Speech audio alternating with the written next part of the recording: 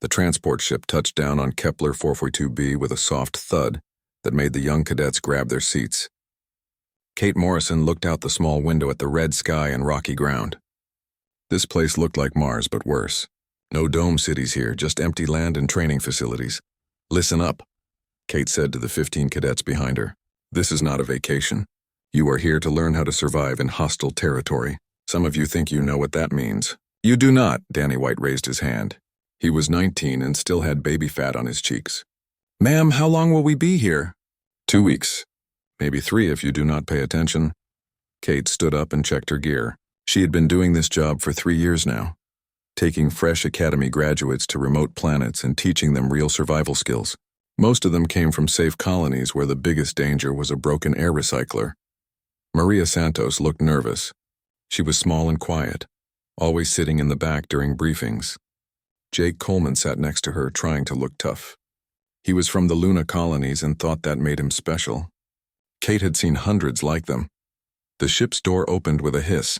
Hot air rushed in, carrying the smell of dust and something else Kate could not identify. It reminded her of the time she spent on Titan, hunting pirates in the ice caves. That was before she became an instructor, back when she carried a rifle instead of teaching materials. Grab your packs. Stay close. Do not wander off. Kate stepped onto the metal ramp and walked down to the planet's surface. The gravity felt normal, maybe a little light. The air was breathable but thin. She watched the cadets struggle with their heavy packs and shook her head.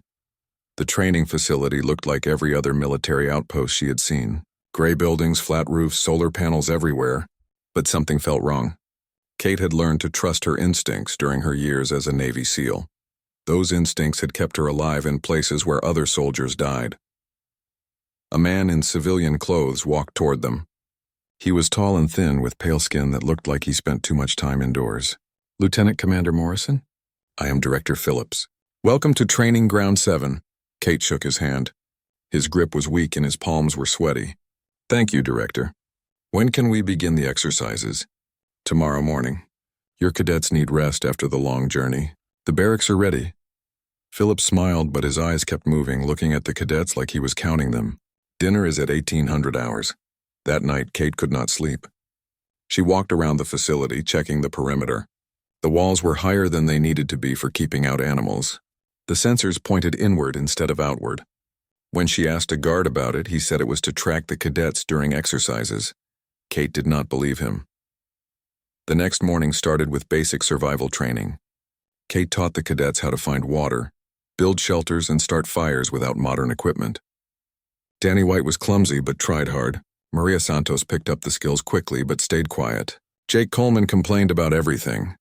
This is stupid, Jake said while struggling to light a fire with flint and steel. We have plasma torches.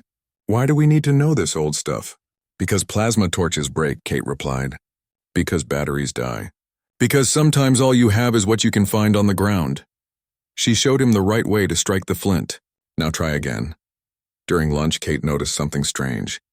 The facility workers stayed away from the cadets. They watched from a distance but never came close.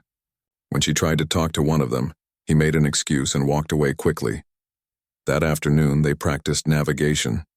Kate gave each cadet a map and compass, then sent them to find markers scattered around the training area.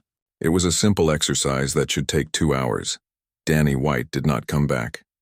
Kate waited until sunset, then organized a search party. She took half the cadets and went looking for Danny, while the others stayed at base camp. They found his compass and map near a rocky outcrop, but no sign of Danny himself. Maybe he fell, Maria Santos suggested. Maybe he is hurt somewhere. Kate examined the area carefully. No blood, no torn clothing, no signs of a struggle.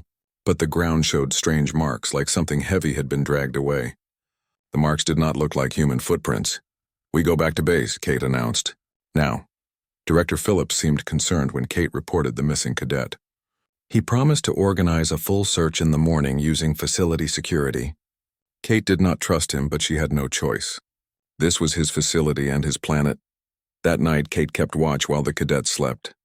She heard strange sounds in the distance. Not animal sounds. Something else. Something that made her think of hunting calls.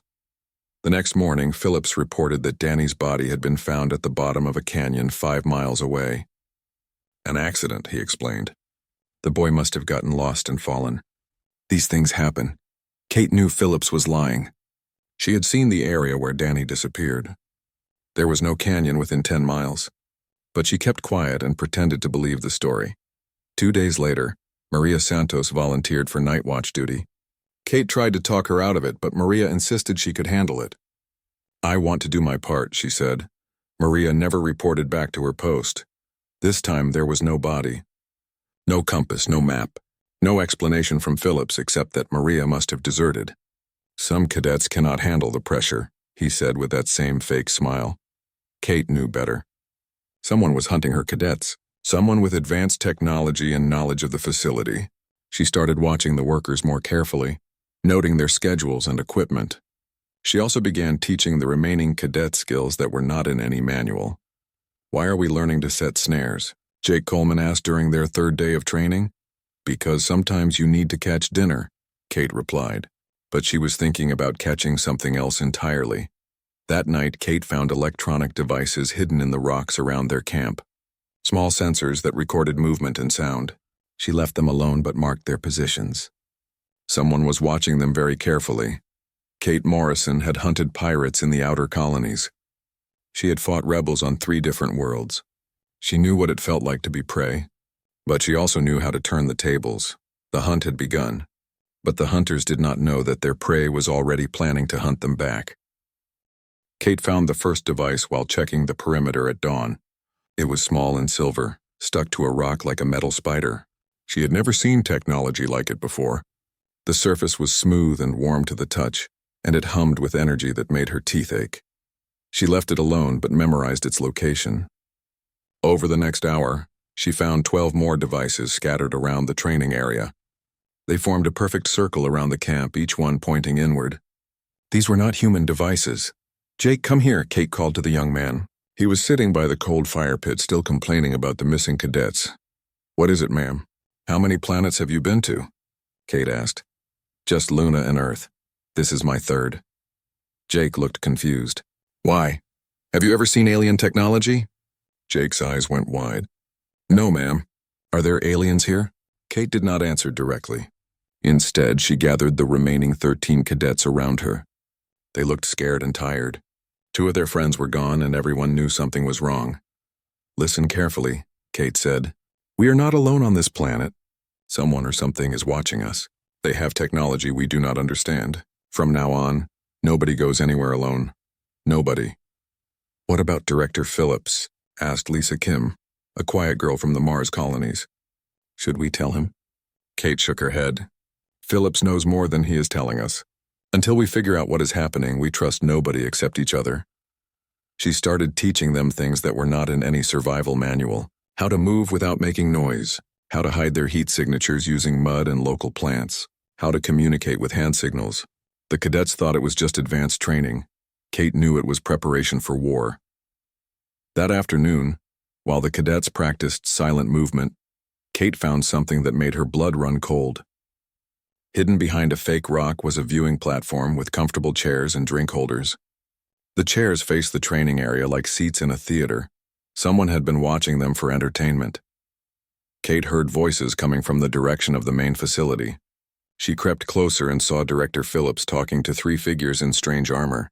The armor was silver and black, and it covered them completely. She could not see their faces, but their voices were wrong. Too deep, too many clicking sounds. "The specimens are performing adequately," Phillips was saying. The young female showed excellent survival instincts before capture. The male was disappointingly easy. One of the armored figures replied in English, but with an accent Kate had never heard. The remaining specimens appear more cautious. "This one called Morrison has military training." "Yes," Phillips nodded. "She will provide better sport. Perhaps 2 days instead of 1. Kate's hands formed fists.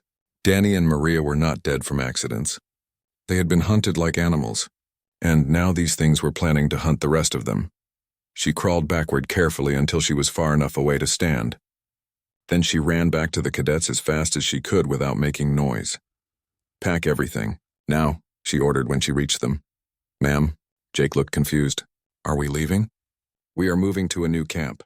Away from here." Kate started throwing gear into her pack. "Nobody talks. Nobody questions.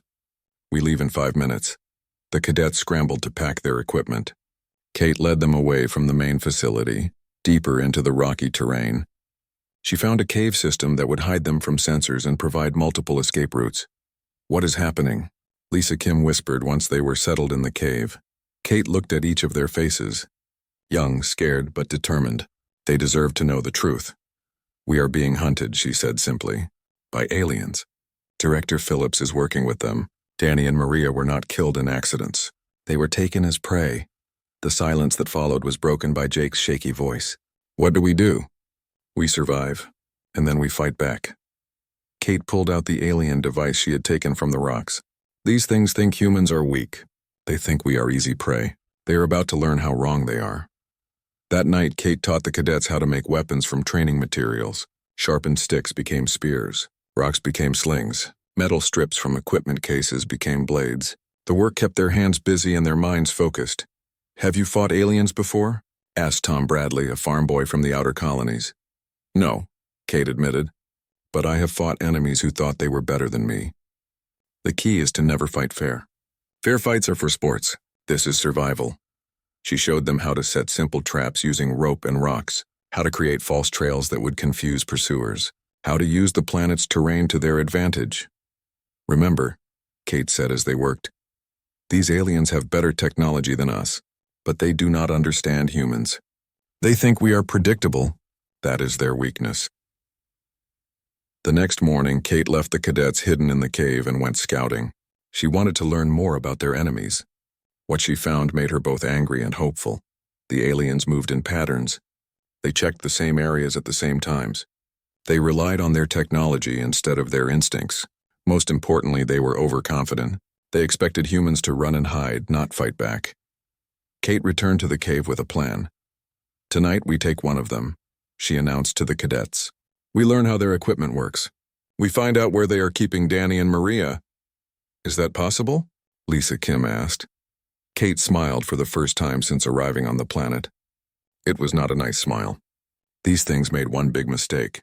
They chose to hunt a group that includes someone who used to hunt pirates for a living. They think they are the predators. She checked her improvised weapons and looked at each cadet. They were no longer scared children. In just 2 days they had become something harder. Time to show them what human prey can do. As the sun set over the alien landscape, Kate Morrison began planning the counterattack that would turn hunters into hunted. The aliens wanted to play games with human lives. Kate was about to teach them that humans played games to win. Kate waited until the alien patrol reached the narrow passage between 2 rock formations. She had watched them for 3 nights, and they always took the same route at the same time. Creatures of habit, just like she hoped. The trap was simple. A tripwire made from equipment cables stretched across the path. Rocks balanced on a ledge above, ready to fall. When the alien stepped on the wire, 50 pounds of stone would crash down on its head. "Remember what I taught you," Kate whispered to Maria Santos, who was hidden 20 feet away. "Wait for my signal, then move fast." The alien came through the passage exactly as expected. It wore the same silver and black armor Kate had seen before, and carried a weapon that hummed with energy. The creature was tall, maybe 7 feet, and moved with the confidence of something that had never been prey. The tripwire caught its leg. Rocks crashed down from above. The alien stumbled and fell, making angry clicking sounds that hurt Kate's ears. Its weapon flew into the darkness.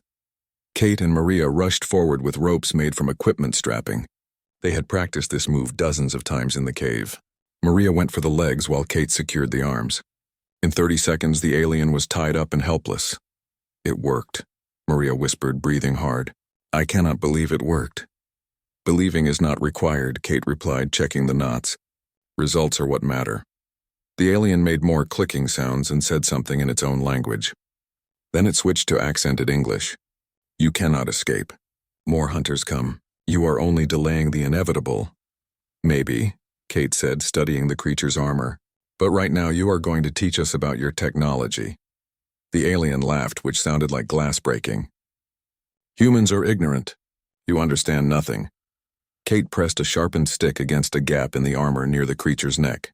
"Explain how this works," she said, pointing to a device on its belt that looked like a communicator. The alien refused to talk. Kate applied more pressure with the stick. Still nothing. Finally, she decided to try a different approach. Maria, go back to the cave. Tell the others we have a prisoner. Jake and Tom should bring the spare ropes. Lisa and the others should start preparing the secondary camp location. After Maria left, Kate sat down across from the alien. What do you call yourselves? I am Zaltharian. Hunter of the third caste, my name brings fear to lesser species. What is your name? Kexmar the Swift. I have hunted on 40 worlds. I have taken 300 trophies. Kate nodded like she was impressed. Tell me about the hunting. How does it work? The alien's pride overcame its caution. Noble families pay great sums for the privilege. We provide various species for sport. Humans are popular because you run and scream nicely. How many hunters are here? 12 of us plus support staff. More than enough for 15 frightened younglings and 1 aging warrior. Kate smiled. 15 younglings and 1 aging warrior just captured you. The alien's confidence cracked a little. Luck. It will not happen again. We will see. Jake and Tom arrived with more ropes and some of the electronic devices Kate had collected. She sent the boys back to help move their camp, then started examining the alien's equipment more carefully. The armor had weak points at the joints. The weapon used some kind of energy cell that could be removed. Most interesting was a small device that seemed to translate languages automatically. This translates your words into English, Kate said, holding up the device. The alien remained silent, which means it can also translate English into your language. Kate activated the device and spoke into it. Testing. Can you understand this? The device made clicking sounds identical to the alien's speech. Kate grinned. Perfect. Now I can talk to your friends. Over the next hour, she learned how to operate the communicator. The alien refused to help, but Kate had worked with complex electronics during her military service. Most technology followed similar principles, even alien technology. When she finally got the communicator working, she heard voices speaking in the clicking language. The translation device turned their words into English. Kexmar has not reported in 3 hours, one voice said. Should we investigate? He is probably playing with his prey, another voice replied. Kexmar always takes longer than necessary. The huntmaster grows impatient. We need to finish this soon. Kate keyed the communicator and spoke in Kexmar's voice using the translation device. Kexmar here. Prey is scattered. Need more time to track. Understood. Report again in 2 hours. Kate turned off the communicator and looked at her prisoner. Thank you for the lesson in your technology. Kexmar glared at her through his helmet. You delay your death by hours, not days. When the others find me missing, they will hunt you with purpose. Let them come, Kate said. I have something to show them. She had been busy during the 3 days since discovering the alien surveillance. Using materials from their training equipment and salvaged metal from the facility, Kate had built a dozen improvised explosive devices. They were crude but effective, designed to work with the aliens' own power cells as triggers. The aliens' overconfidence was their weakness. They expected humans to run and hide, not set traps and ambushes. They thought superior technology guaranteed victory. They had never faced an enemy that turned their own tools against them. Kate's communicator crackled. Kexmar, report your status immediately. This time, Kate did not answer. Let them worry. Let them make mistakes. She gathered the aliens' equipment and headed back to their new camp. The cadets had done well, moving everything without leaving obvious trails. They were learning fast, adapting to their situation like real soldiers. Did you get information from the prisoner? Lisa Kim asked when Kate arrived. More than information, Kate replied, showing them the alien technology. I got weapons, communication equipment, and most importantly, I learned how they think. She explained what she had discovered about the Zaltharian hunting methods. They were skilled but predictable. They relied on fear and superior firepower. They had never faced prey that fought back intelligently. What happens now? Tom Bradley asked. Kate looked at each of the cadets. They were tired, scared, but determined. In 3 days, they had gone from helpless students to dangerous survivors. It was time to complete their education. Now we hunt the hunters, she said. These aliens chose the wrong species to play games with. The first Zaltharian had fallen into their trap. 11 more remained, plus whatever support staff they had. Kate Morrison had turned 15 terrified cadets into a guerrilla warfare unit. The real hunt was just beginning. The explosion lit up the night sky like a second sun. Kate watched from her hiding spot as pieces of alien hunters scattered across the rocky ground. That made 3 dead Zoltharians in 2 days. The others were starting to get nervous. Target eliminated, Maria Santos whispered into her improvised communicator. She had learned to copy the alien voices perfectly using their translation device. Confirmed, Jake Coleman replied from his position on the ridge. Hunter Vextar is down. No movement detected. Kate smiled as she listened to the cadets coordinate their attack. 3 weeks ago, these kids could barely tie their boots without help. Now they were running military operations that would make her old SEAL team proud. The Zoltharian communicator in Kate's pack crackled to life. Hunt Master Quillon to all hunters. Report your positions immediately. Kate waited, counting the responses. Only 8 voices answered. Her cadets had eliminated 4 hunters without losing a single person. But she knew the aliens would adapt soon. They were predators, after all. Something is wrong. Hunt Master Quillon's voice came through the translator. Hunters do not simply vanish. These humans are more dangerous than expected. Another voice, younger and more nervous, replied, Perhaps we should call for reinforcements. No. Quillon's anger made the communicator vibrate. 12 hunters cannot defeat 15 human younglings. We will adjust our tactics. No more solo hunts. Move in pairs only, Kate frowned. Pairs would be harder to trap, but not impossible. She activated her own communicator and sent a coded message to her cadets. 3 clicks meant regroup at base camp. 2 clicks meant hold position. 4 clicks meant emergency retreat. She clicked 4 times. The cadets had learned to disappear like ghosts when needed. Within minutes, all 13 of them were moving toward their backup camp, through routes they had practiced dozens of times. Kate brought up the rear, erasing their tracks and setting false trails. Their new camp was hidden in a maze of caves that connected through narrow tunnels. Kate had found it during her scouting and spent days preparing it for defense. Multiple exits, water source, and most importantly, a chamber where alien sensors could not penetrate. Why are we retreating? Lisa Kim asked once they were all gathered in the main cave. We were winning. Kate sat down and started checking her equipment. Because winning too fast gets you killed. The aliens know we are dangerous now. They will change their tactics. What kind of changes? Tom Bradley wanted to know. Probably call for help, Kate replied. More hunters, better weapons, maybe orbital support. Jake Coleman looked worried. Can we handle more of them? Kate considered the question carefully. Her cadets had performed better than she ever expected, but they were still just kids with basic training and improvised weapons. Against professional hunters with advanced technology, they had been lucky so far.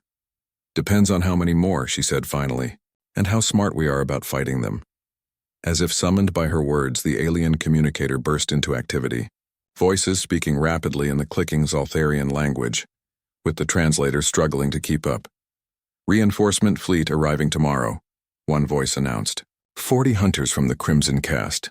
Also support ships with orbital scanning capabilities. Kate felt her stomach drop. 40 more hunters meant they would be outnumbered 4 to 1. Orbital scanners would make hiding impossible. This changed everything. Pack light, she ordered the cadets. We move in 1 hour. Where are we going? Maria Santos asked. Kate was already planning their next move. The training facility had communication equipment powerful enough to reach the nearest human colony. If she could get a message out, maybe get help coming, they might have a chance. We are going to send a message home, Kate said, and then we are going to make these aliens regret ever hearing the word human. The trip back to the training facility took 6 hours of careful movement through alien sensor nets. Kate had memorized the patrol patterns and knew exactly when each area would be clear. The cadets followed her like shadows, making no sound on the rocky ground. The facility looked different now. More lights, more guards, and strange new equipment on the roofs. Kate could see 3 alien ships landed near the main building, their sleek forms glowing with energy. Tom and Jake, create a distraction on the east side, Kate whispered. Nothing too dangerous, just enough noise to draw attention. Lisa and Maria, you are with me. Everyone else, maintain radio silence and watch for our signal. The distraction worked perfectly.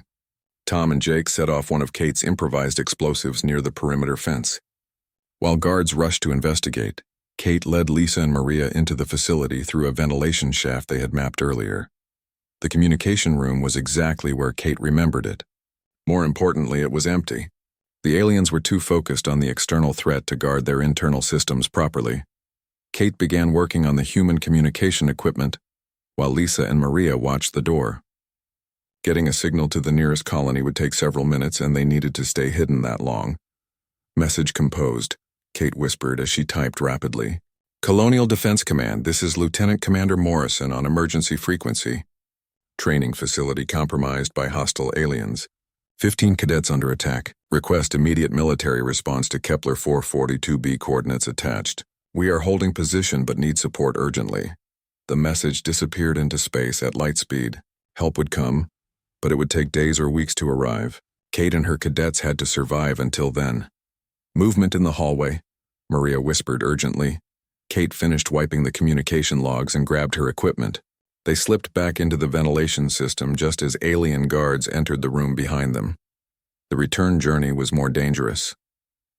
The aliens had increased patrols and were using new scanning equipment that made Kate's stolen technology useless. They had to take a longer route through areas that offered no cover except darkness. Did the message get through? Jake Coleman asked when they finally reached their base camp. Yes, Kate replied. Help is coming. But it will take time. How much time? Lisa Kim wanted to know. Kate did the math in her head. Distance to the nearest military outpost. Time to organize a response. Travel time back to their location. Maybe 2 weeks. Maybe more. The cadets absorbed this information quietly. 2 weeks against 40-plus professional alien hunters with orbital support. The odds were not good. What do we do until then? Maria Santos asked. Kate looked at each of their faces. Young, determined, and completely trusting her to get them home alive. The responsibility felt heavier than any equipment she had ever carried. We do what humans do best, she said. We make the enemy pay for every day they hunt us. We make them bleed for every meter of ground, and we make them understand that humans are not prey. Outside their cave, alien ships circled in the night sky like metal vultures. Tomorrow would bring 40 more hunters and technology that could track them anywhere on the planet. Kate Morrison smiled grimly and began planning their war. Huntmaster Quillen stood in the center of the facility's main courtyard, his crimson armor gleaming under the artificial lights. 43 Zoltharian hunters surrounded him in perfect formation, their weapons humming with deadly energy. Orbital scanners had located the human hiding spots, and victory seemed certain. Kate Morrison walked out of the darkness with her hands raised. Behind her came 13 young cadets, also appearing to surrender. The aliens clicked with satisfaction, anticipating the final hunt they had planned for dawn. I challenge you to single combat, Kate announced, her voice carrying across the courtyard. Winner takes all survivors. The assembled hunters made sounds that the translator interpreted as laughter. Huntmaster Quillen stepped forward, towering over the human female. You invoke the old laws? The ritual of supremacy? I do, Kate replied calmly. Unless the great Huntmaster fears a single human. Quillen's pride would not allow such an insult. In Zoltharian culture, refusing a formal challenge brought permanent shame. I accept. When I defeat you, your cadets will provide sport for my hunters until dawn. And when I defeat you, Kate said, your hunters will leave this planet and never return to human space. The challenge was broadcast across Zoltharian communication networks according to their ancient traditions. Noble families watching from their homeworld expected to see a human, quickly destroyed by their greatest hunter. What they witnessed instead would become legend. The combat circle was marked with energy barriers that prevented outside interference. Huntmaster Quillen entered carrying his plasma rifle and ceremonial blade. Kate Morrison entered with nothing but her bare hands and 25 years of combat experience. Begin, Director Phillips announced from his position at the circle's edge. The traitorous human seemed excited to watch Kate die. Quillen raised his rifle and fired. The plasma bolt should have vaporized Kate instantly. Instead, she rolled sideways at the exact moment he pulled the trigger, moving like she had predicted his shot. The energy blast struck empty ground. Kate kept moving, using the courtyard's obstacles to break Quillen's line of sight. She had studied Zoltharian hunting videos captured from their prisoner, learning how they tracked prey. They relied on technology more than instinct, following predictable patterns even in combat. The Huntmaster fired again and again, each shot missing by inches. Kate seemed to dance between the energy bolts, never where Quillen expected her to be. The watching hunters clicked nervously as their leader wasted ammunition on empty air. Stand still and die with honor, Kilon roared, switching to his ceremonial blade. Honor is for people who fight fair, Kate replied, picking up a handful of dust and throwing it at Kilon's helmet sensors. Temporarily blinded, the Huntmaster swung wildly with his blade. Kate stepped inside his reach and struck at specific points on his armor she had memorized from examining their prisoner. The joints between plates, the weak spots around sensors, the places where alien anatomy differed from human. Quillen staggered as Kate's strikes found their marks. She was not trying to kill him, just disable his advantages one by one. First his helmet sensors, then his communication system, then the power pack that fed his armor's strength enhancement. Impossible, Kilon gasped, as his armor became dead weight instead of advantage. You are only human. That is your first mistake, Kate said, dodging his increasingly clumsy attacks. Your second mistake was hunting my students. She grabbed Quillon's blade arm and applied a joint lock that worked on any creature with elbow-like joints. The ceremonial blade clattered to the ground. Before the Huntmaster could react, Kate had him in a chokehold that pressed against what she hoped were his breathing passages. Yield, she demanded. Never! Quillon struggled against her grip, but human leverage worked the same way on aliens as it did on humans. Kate applied more pressure until the Huntmaster went limp. She held the position for exactly 10 seconds, then released him. Quillon collapsed to the ground, unconscious but alive. The watching hunters stood frozen in disbelief. Their greatest warrior had been defeated by an unarmed human female. According to their laws, the challenge was binding on all of them. Kate began the final phase of her plan. Maria, bring the rope, she called to her cadets. Lisa, help me turn him over. Jake, start setting up the recording equipment we took from their ships. Working with practiced efficiency, the cadets began tying Quillon in an elaborate pattern of knots that Kate had learned during her Navy days. The rope work was called decorative restraint, designed to hold prisoners securely while sending a message about their captor's skill. When they finished, Huntmaster Quillon hung from a metal framework in the center of the courtyard, wrapped in rope like a work of art. The pattern was complex, beautiful, and completely humiliating for a proud warrior species. This recording will be broadcast to your homeworld, Kate announced to the remaining hunters. Every Zaltharian family will see how your greatest hunter was defeated and decorated by humans he tried to hunt. The younger hunters clicked with distress. Older ones stood silent, understanding the magnitude of their humiliation. In their culture, being displayed as helpless prey was worse than death. You may collect your Huntmaster and leave, Kate continued. But first you will return our people, all of them. Danny White and Maria Santos are still alive, or there will be consequences. The hunters exchanged glances, then began moving toward their ships. Within an hour, Danny and Maria were returned, bruised but alive. The aliens had kept them as trophies, planning to display them later. As the alien ships prepared for departure, Kate activated their communication system one final time. This message was not for the hunters, but for their government. This is Lieutenant Commander Morrison of the Human Colonial Defense Force. Your hunters violated treaty agreements by attacking military personnel in neutral space. Any future hunting expeditions to human territory will be considered acts of war.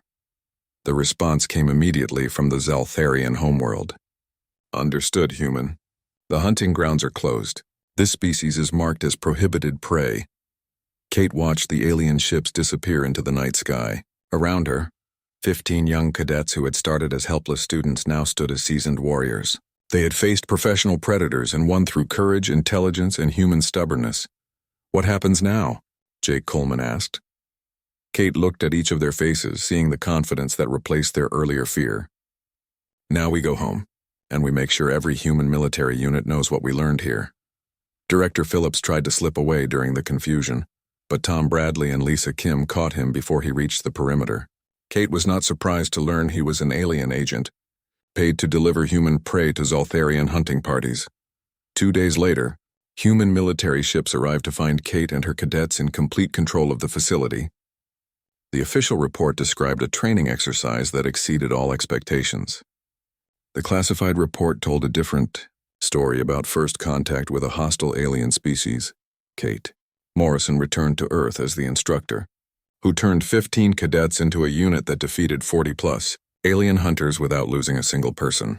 The cadets became legends in the Colonial Defense Force, each eventually rising to command positions. The Zaltharians never hunted humans again. In their cultural memory, humans became known as the species that ties knots, a warning to future generations about the dangers of underestimating apparently weak prey. Some predators learn that humans make very poor victims and very dangerous enemies.